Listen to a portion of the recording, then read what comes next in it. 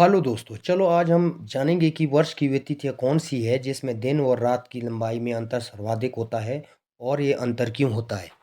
जिसे हम सोलेस्टिक भी कहते हैं। ये वर्ष की वे तिथियाँ हैं जिसमें दिन और रात की लंबाई में अंतर सर्वाधिक होता है। नंबर 1 है उत्तरी अयनात, नंबर 2 है दक्षिणी अयनात। आप सभी जानते हैं कि 21 जून को सबसे लंबा दिन होता है। 21 जून को सबसे लंबा दिन इसीलिए होता है क्योंकि उसमें सूर्य कर्क रेखा पर स्थित होता है, जिससे दक्षिण गोलार्ध में दिन छोटे व रातें बड़ी होती है। इसीलिए उत्तरी गोलार्ध का सबसे लंबा दिन 21 जून होता है।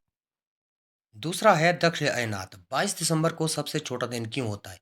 22 दिसंबर को सबसे छोटा दिन इसीलिए होता है क्योंकि इसमें सूर्य मकर रेखा पर स्थित होता है, जिससे दक्षिण गोलार्ध में दिन बड़े और रातें छोटी होती है।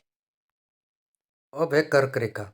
उत्तरी गोलार्ध में 23.5 डिग्री नॉर्थ की दोनों बिंदुओं को मिलाने वाली रेखा को कर्क रेखा कहते हैं। दूसरा है मकर रेखा।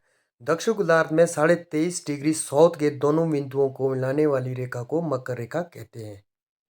अब है आर्कटिक रेखा। ये जो है उत्तरी गोलार्ध में 66.5 डिग्री नॉर्थ के दोनों बिंदुओं को मिलाने वाली रेखा होती है और आर्कटिक रेखा कहलाती है। दूसरा है दक्षिण गोलार्ध में 66.5 डिग्री साउथ के दोनों बिंदुओं को मिलाने वाली रेखा को अंटार्कटिक रेखा कहते हैं। इसको हम जो है चित्र के माध्यम से भी समझ सकते हैं। आकृति में देखो, भूमध्य रेखा कहाँ है, कर्क रेखा कहाँ है, मकर रेखा कहाँ है।